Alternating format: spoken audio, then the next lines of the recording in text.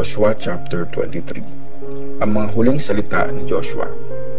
Lumipas ang maraming taon. Binigyan na ni Lord ng kapayapaan ang mga Israelites. Hindi na sila ginulo ng mga kaaway na nakapalibot sa kanila. Matandang-matanda na si Joshua. Pinatawag niya ang lahat ng mga Israelites, kasama ang mga leaders nito at mga elders, mga judges at mga officers, at sinabi sa kanila, napakatanda ko na at di na ako magtatagal sa mundong ito. Kayo mismo ang nakakita sa lahat ng ginawa ni Lord na Diyos nyo sa lahat ng bansang ito para sa inyo. Kasi si Lord na Diyos nyo ang nakipaglaban para sa inyo. Kaya makinig kayo. Binigay ko na sa inyo ang mga bansang di pa nasasakop, kasama ang lahat ng mga bansang nasakop ko mula sa Jordan River hanggang sa Mediterranean Sea sa west. Papaatrasin sila ni Lord na Diyos nyo at palalayasin sila mula sa inyong harapan. Makukuha nyo ang mga lupain nila gaya ng pinangako sa inyo ni Lord na Diyos nyo. Kaya magpakatatag kayo at sumunod sa lahat ng mga nakasulat sa libro ng law ni Moses. Huwag nyong babaliwalain ang kahit ano sa mga utos na yon. Huwag kayong magkakaroon ng kahit anong ugnayan sa mga taga-ibang bansa na naiwang kasama nyo. Huwag kayong susumpa sa pangalan ng mga Diyos nila, ni magsaserve o mag-worship sa kanila. Instead, maging faithful kayo lagi kay Lord na Diyos nyo, gaya ng ginagawa nyo hanggang ngayon. Dahil dyan, pinalayas ni Lord ang mga malalaki at malalakas na bansa sa harapan nyo, at walang nakakatalo sa inyo hanggang ngayon. Kayang talunin ng kahit sino sa inyo ang 1,000 na kalaban, kasi si Lord na Diyos nyo ang lalaban para sa inyo, gaya ng pinangako niya. Kaya siguraduhin nyo na lagi nyong mamahalin si Lord na Diyos nyo, dahil pag tinalikuran nyo siya at nakiisa kayo sa mga taga-ibang bansang na iwang kasama nyo, pag nag-asawa at nakisalamuha kayo sa kanila, tandaan nyo, di na papalayasin ni Lord na Diyos mo ang mga bansang ito. Instead, magiging mga bitag at trap sila para sa inyo. Mga latigong hahagupit sa likod nyo at mga tinik na tutusok sa mga mata nyo, hanggang sa maubos ang inyong lahi sa magandang lupain ito na binigay sa inyo ni Lord na Diyos nyo.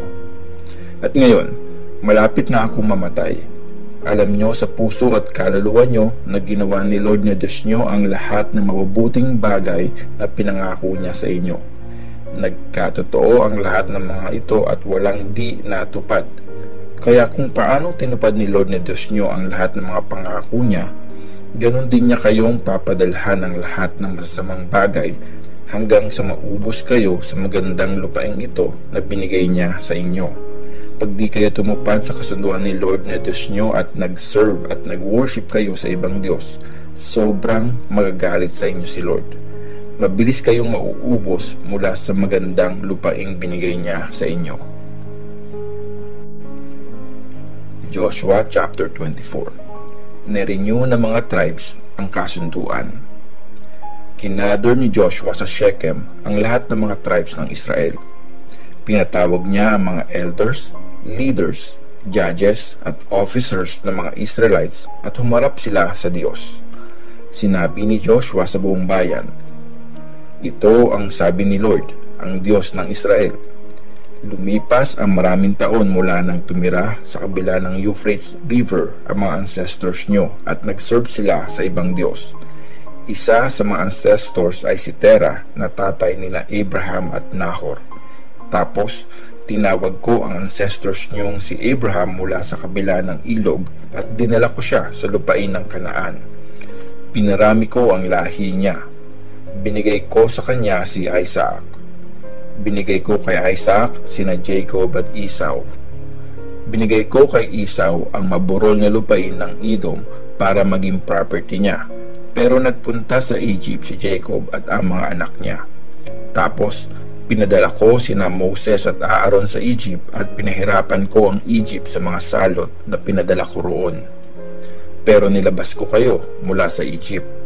Nilabas ko ang mga ancestors nyo mula doon hanggang sa makarating sila sa Red Sea. Hinabol sila ng mga Egyptians na sakay ng mga karwahe at mga kabayo hanggang sa dagat Nung humingi ng tulong sa akin ang mga ancestors nyo, naglagay ako ng kadiliman sa pagitan nila at ng mga Egyptians. Pinagsama ko uli ang nahating dagat at natabunan sila. Na-witness nyo kung anong ginawa ko sa Egypt. Tapos, mahabang panahon kayong tumira sa desert. Tapos, dinala ko kayo sa lupain ng mga Amorites sa east ng Jordan. Nilabanan nila kayo pero binigay ko sila sa inyo. Winasa ko sila sa harapan nyo at nakuha nyo ang lupain nila. Tapos, nilabanan kayo ng hari ng Moab, si Balak na anak ni Zippor. Pinadala pa niya si Balaam na anak ni Beor para isumpa kayo. Pero di ko pinayagan na gawin ni Balaam yon. Instead, blines niya kayo. Kaya niligtas ko kayo sa kamay ni Balak. Tumawid kayo ng Jordan at nakarating sa Jericho. Nilabanan kayo ng mga taga-Jericho, pati ng mga Amorites, Perizzites, Canaanites, Hittites, Girgashites, Hivites, at Jebusites. Pero dahil sa akin, natalo niyo sila. Paparating pa lang kayo, nagpadala na ako ng mga putakti para mapalayas ang dalawang haring Amorites. Hindi sila napaalis dahil sa espada o pana nyo. Binigyan ko kayo ng lupain na di nyo pinaghirapan at mga cities na di nyo tinayo at doon kayo nanirahan. Kumakain kayo ng mga ubas at mga olives na di nyo tinanim. Kaya ngayon, i-worship nyo si Lord at mag-serve kayo sa Kanya ng buong puso at katapatan. Alisin nyo ang mga Diyos-Diyosan na winorship ng mga ancestors nyo sa Mesopotamia at Egypt. At kay Lord lang kayo mag-serve. Kung ayaw nyo mag-serve kay Lord, pumili kayo ngayon kung kanino kayo magsaserve. Sa mga Diyos ba ng mga ancestors nyo na pinaglingkuran nila sa Mesopotamia o sa mga Diyos ng mga Amorites kung saan kayo nakatira ngayon? Basta para sa akin at sa pamilya ko, kay Lord kami magsaserve. Sumagot ang mga tao, hindi namin tatalikuran si Lord para mag-serve sa ibang Diyos. Si Lord na Diyos natin ang naglabas sa atin at sa mga ancestors natin mula sa pagiging alipin sa Egypt. Na-witness natin ang mga himalang ginawa niya. Iningatan niya tayo sa lahat ng pinuntahan natin at sa mga bayang dinaanan natin. Pagsalakay natin, pinalayas ni Lord sa lupaing ito ang mga Amorites at lahat ng nakatira rito. Kaya magsaserve kami kay Lord dahil siya ang Diyos natin. Pero sinabi ni Joshua sa taong bayan, di nyo kayang mag-serve kay Lord kasi isa siyang banal na Diyos. Di rin siya papayag na magkaroon ng kahati. Di niya papatawarin ang mga pagkakamali nyo at pagkakasala. Pag tinalikuran nyo si Lord at nag-serve kayo sa ibang Diyos, magagalit siya at sasaktan niya kayo. At papatayin niya kayo kahit na naging mabuti siya sa inyo dati. At sinabi ng mga tao kay Joshua, never pong mangyayari yan. Kay Lord kami magsaserve. Sinabi ni Joshua sa kanila, kayo mismo ang mga witness na si Lord ang pinili niyong paglingkuran. Sumagot sila, opo, mga witness kami. Sinabi ni Joshua, kaya itapon nyo na ang mga Diyos-Diyosang meron pa kayo at ibigay nyo ng buong buo ang mga puso nyo kay Lord, ang Diyos ng Israel. Sumagot uli ang mga tao, magsaserve kami kay Lord na Diyos namin at susunod kami sa mga utos niya. Kaya nung araw na yon, gumawa ng kasunduan si Joshua para sa mga tao. Sa Shechem, binigay niya rin sa kanila ang mga batas at utos na susundin nila. Sinulat ni Joshua ang mga utos sa libro ng nilo ng Diyos. Kumuha siya ng malaking bato at nilagay ito sa ilalim ng oak tree sa lugar kung saan wino-worship si Lord.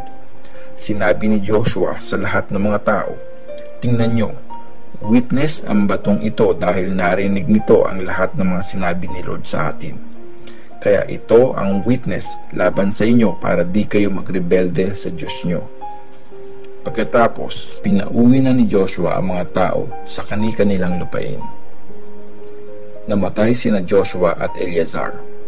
Lumipas ang panahon at namatay si Joshua na anak ni Nun at servant ni Lord sa edad na 110. Nilibing siya sa sarili niyang lupain sa Timnath Serah na nasa mabundok na bayan ng Ephraim, north ng Mount Gaash. Nag-serve kay Lord ang mga Israelites sa buong panahong nabubuhay si Joshua, at habang nabubuhay ang mga leaders na nakita ang lahat ng ginawa ni Lord para sa mga Israelites. Dinala ng mga Israelites ang mga buto ni Joseph nang umalis sila sa Egypt. Nilibing nila ito sa Shechem, sa lupaing binili ni Jacob sa mga anak ni Hamor na tatay ni Shechem, sa halagang 100 pirasong silver. Kasama ang lupaing ito sa minana ng mga descendants ni Joseph. Namatay din si Eleazar na anak ni Aaron. Nilibing siya sa Gibeah, ang city na binigay sa anak niyang si Phinehas sa mabundok na bayan ng Ephraim.